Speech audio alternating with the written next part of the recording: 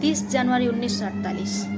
ये दिन भारत के इतिहास का वो सबसे काला दिन था, जिस दिन पूरी दुनिया को अहिंसा और सत्य का रास्ता दिखाने वाला महात्मा गांधी को दिल्ली के बिरला हाउस में गोली मारकर हत्या कर गई थी। लेकिन दोस्तों, क्या आप जानते हैं कि उस काली शाम को सच में क्या हुआ था?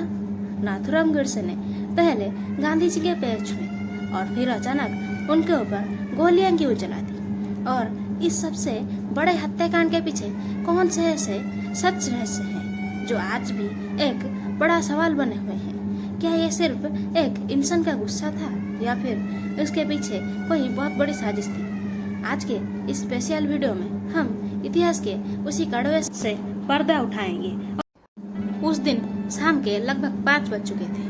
हर दिन की तरह बिरला हाउस में प्रार्थना सभा का आयोजन किया गया था। 78 साल के गांधी जी उस समय कुछ नेताओं के साथ मीटिंग कर रहे थे, इसलिए प्रार्थना सभा के लिए उन्हें थोड़ी देर हो गई थी। स्वर्गीय समय 5:10 पर वो अपने कमरे से बाहर निकले और प्रार्थना मंच की तरफ चलना शुरू किया।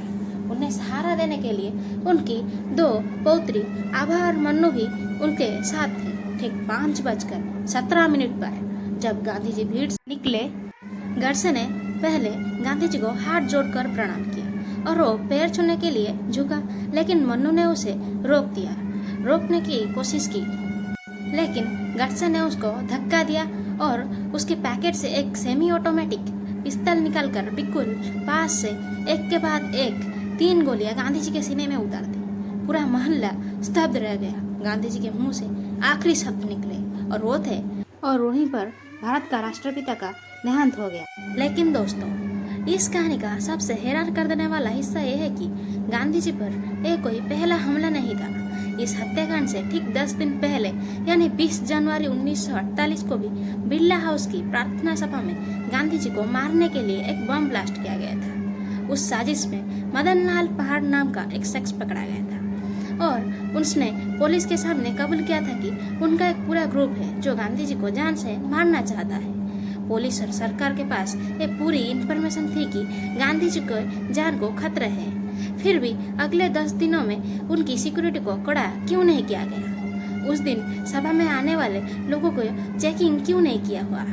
ये सवाल आज भी इतिहास में एक रहस्य है। अब आते हैं सबसे बड़े सवाल पर कि नाथूराम गोडसे ने ऐसा खतरनाक कदम क्यों उठाया? हत्या के बाद गोडसे वहां से भागा नहीं, बल्कि उसने खुद को पुलिस के हवाला कर दिया। अदालत में जब केस चला तो गोडसे ने अपनी सफाई में एक लंबा वक्तव्य दिया। उसने कहा कि गांधी जी से उनकी कोई भी पर्सनल दुश्मनी नहीं थी, लेकिन भारत और पाकिस्तान के पार्टीशन के समय जो हिंसा हुई थी और लाखों मासूम लोगों की जान गई थी, उसके लिए गोडसे ने गांधी जी की नीतियों को ही जिम्मेदार माना था।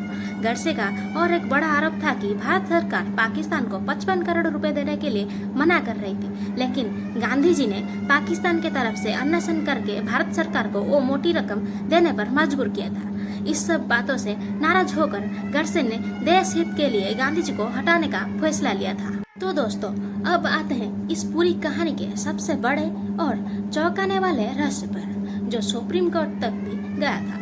सरकार रिपोर्ट के अनुसार नाथूराम गोडसे की पिस्तौल से सिर्फ 3 गोलियां चली थी और गांधी जी को भी 3 गोलियां लगी थी।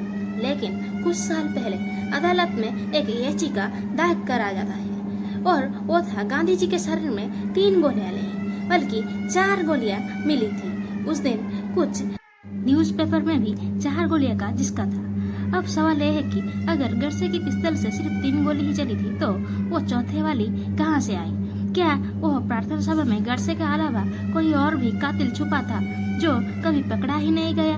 यह रहस्य आज भी इतिहास के अंधेरे में दफने हुए है। महात्मा गांधी के विचारों को लेकर आज भी दुनिया में अलग अलग राय है, लेकिन उनकी हत्या का यह दिन हमेशा के लिए एक रहस्यमय चैप्टर बनकर रह गया।